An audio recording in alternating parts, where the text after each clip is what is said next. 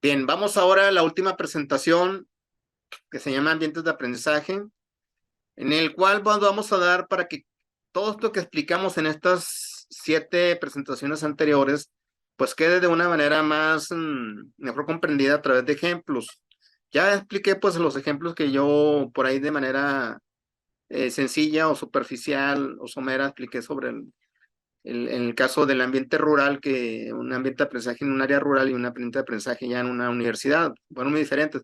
Pero fíjense, a veces sí falta más ilustración, más ejemplos, sobre todo con películas o filmes. Eso a mí como docente me ha ayudado mucho a poder hacer que los alumnos, en este caso mis alumnos, ya sean de licenciatura o de maestría, comprendan qué es un ambiente de aprendizaje, cómo se viven los paradigmas en las aulas, incluso fuera de las de ellas, sí.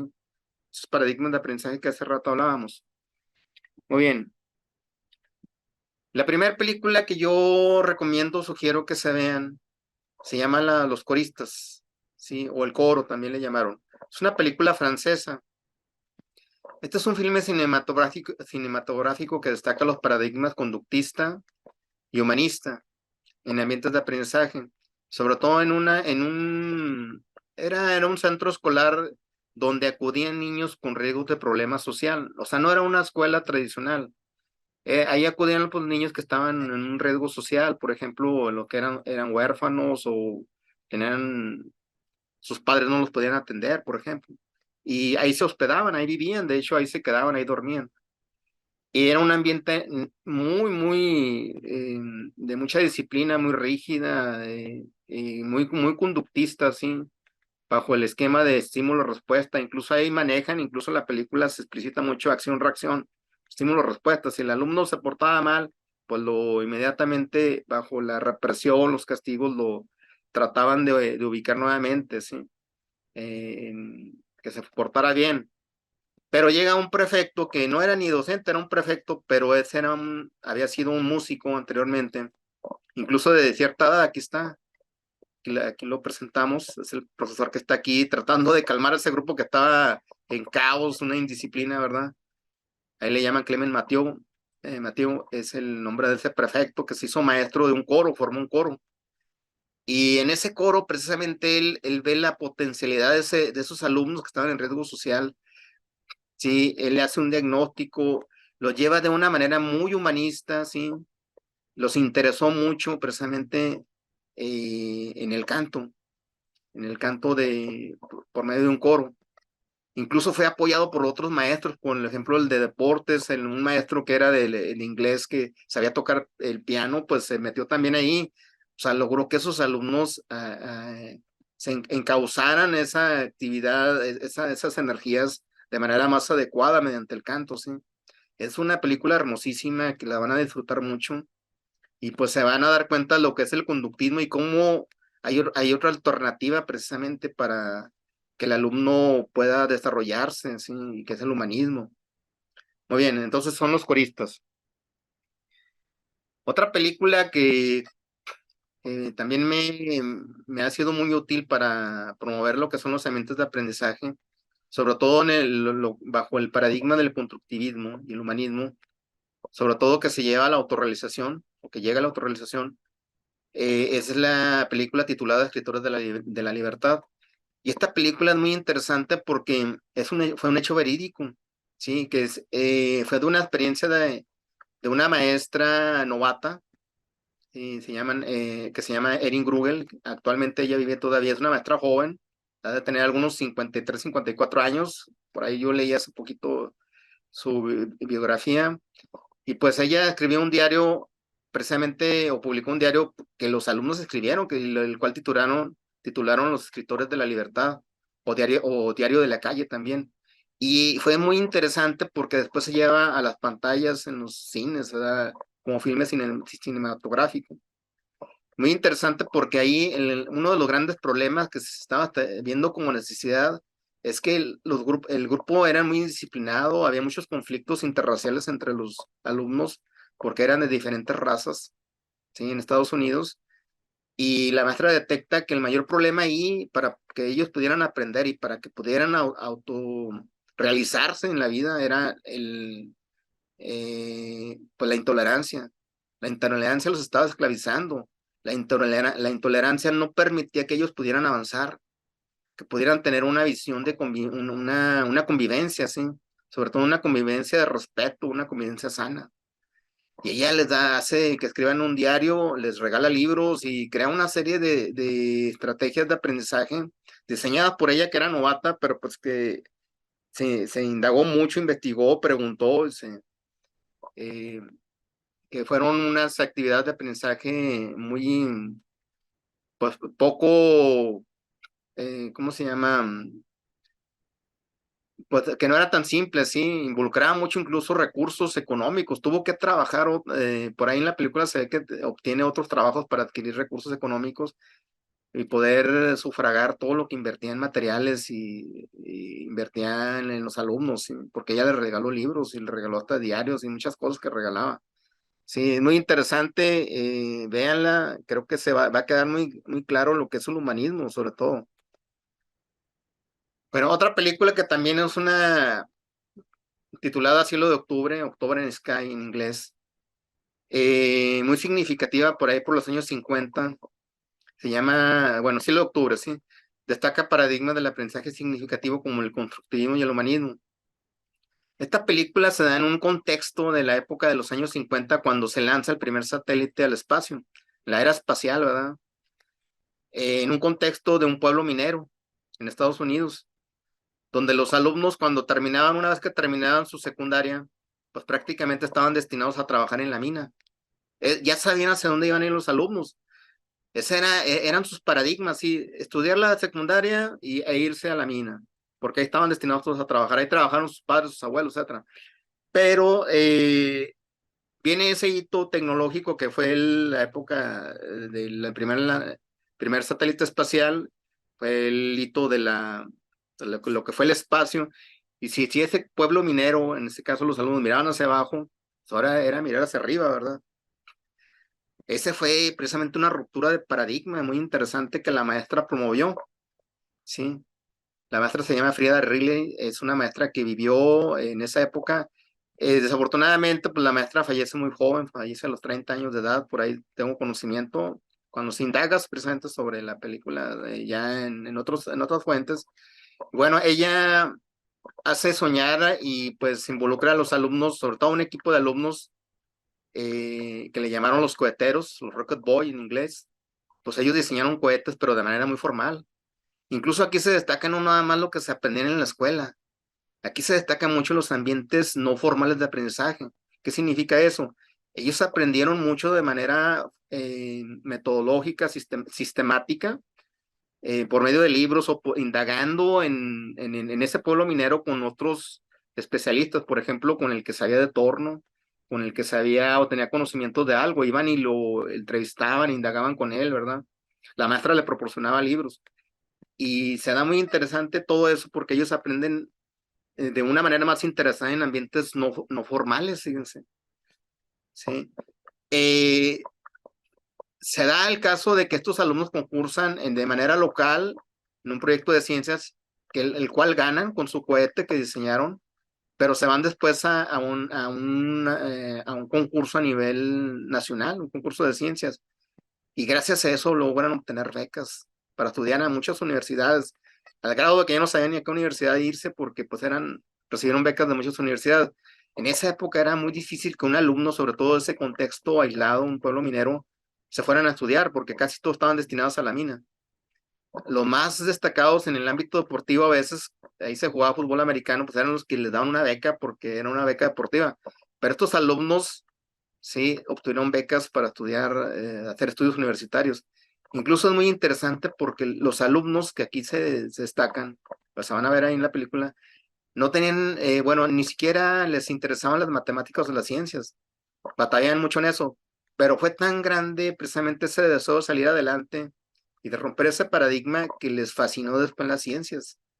Incluso uno de los alumnos que está aquí, que fue el líder del proyecto, que se llama Homer Hitman en la vida real, así fue en la película. Él pues, no, ni siquiera le gustaban las matemáticas, pero fue tanta su pasión, su deseo de salir, porque él sabía que no quería ser minero. Sí, el papá de él era precisamente el mayordomo de la mina, el supervisor, el que manda, el mandamás ahí, ¿verdad? Pero él no quería hacer eso. Prácticamente se podía decir que tenía el trabajo asegurado, pero él quería ver, ir más allá. Él decía, quiero ir al espacio.